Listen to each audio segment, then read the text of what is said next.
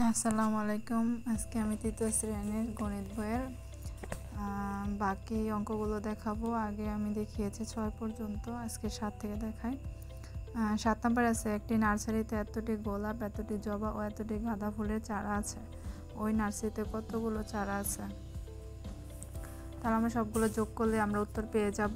তাহলে নার্সারিতে গোলাপের চারা আছে এতটি, জবার চারা আছে, আমরা ডট ডট ব্যবহার কারণ হলো এই লেখাগুলো আবার লিখতে হবে, বারবার না লিখে ডট ডট দিলেই হবে। তো জবা গাঁদা সবগুলো আমরা একসাথে সিরিয়াল লিখে নিলাম। তারপর এখন যোগ করব সবগুলা।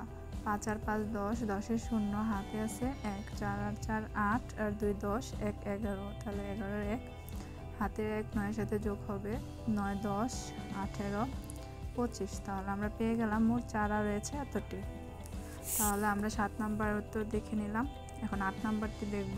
একটি গ্রামে এতজন নারী ও এতজন পুরুষ বাস করেন, ওই গ্রামে মোট কতজন লোক বাস করেন? তাহলে আমরা দুইটা যোগ করলে পেয়ে যাব কতজন লোক বাস করে। গ্রামে নারী বাস করে এতজন, পুরুষ এতজন, তাহলে দুইটা যোগ করলে দেখি কত হয়। 6 আর 9 15, 5 হাতে আছে 1, 7 আর 1 8, 3 11, 1 হাতে আছে 1, 8 1 9, 5 14, 4 হাতে আছে 1 8, 4 4 8 আর 1 9। তাহলে মোট নারী পুরুষের উত্তর আমরা পেয়ে গেলাম এতজন। তাহলে আমরা 8 নম্বর উত্তর দেখেছি। এখন 9 নম্বর দেখব। লিজন বইমেলায় প্রথম দিনে এত টাকা, দ্বিতীয় দিনে এত টাকা, তৃতীয় দিনে এত টাকা ও চতুর্থ দিনে এত টাকা বই কিনলো, বই বিক্রি করেন। 4 দিনে মোট কত টাকার বই বিক্রি করেন তা দেখব। তাহলে আমরা চারটাই যোগ করব, তাহলে আমরা উত্তর পেয়ে যাব। তাহলে লিজন প্রথম দিনে বই বিক্রি করে এত টাকা, দ্বিতীয় দিনে এত টাকা, তৃতীয় দিনে এত টাকা, চতুর্থ দিনে এত টাকা। আমরা 4টা যোগ করে যে উত্তর পাবো ওইটাই হলো 4 দিনের মোট বিক্রয় করেন ওই টাকাটা। তাহলে এই জায়গায় দেখো শূন্য আছে সবগুলো, শুধু একটা 5, তাহলে 5-এর 5 আর হলো 7 আর 6 হলো যে 13 আর 5 18 আর 8, হাতে আছে 1, 5 আর 1 6, 6 আর 4 10, 12 আর 2 হাতে আছে 1, 1 আর 2 3 4 5 6 6।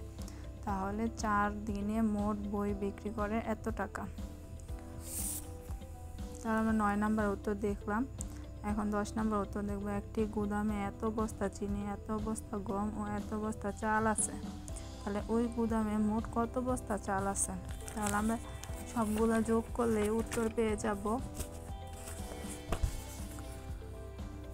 তো গুদামে চাল রয়েছে এত বস্তা, গম এত বস্তা, চাল এত বস্তা, তাহলে আমরা 3টা যোগ করি।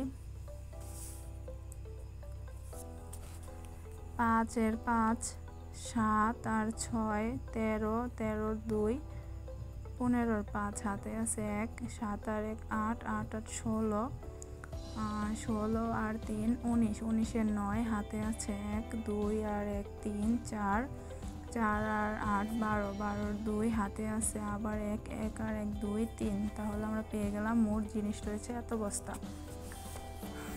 এখন আমরা 11 নম্বর সমস্যার সমাধান করব। শেষ, এই অঙ্কটি করলেই আমাদের অঙ্ক শেষ।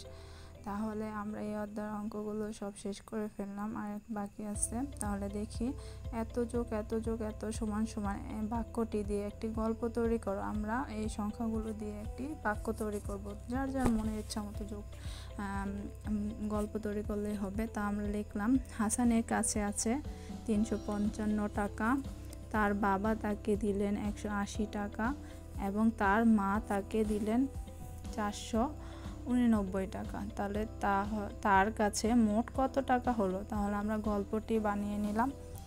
সবাই ভালো থেকো, আর আমার চ্যানেলটি সাবস্ক্রাইব করে দিও, লাইক কমেন্টস করে বলো কেমন হয়েছে। সবাইকে ধন্যবাদ।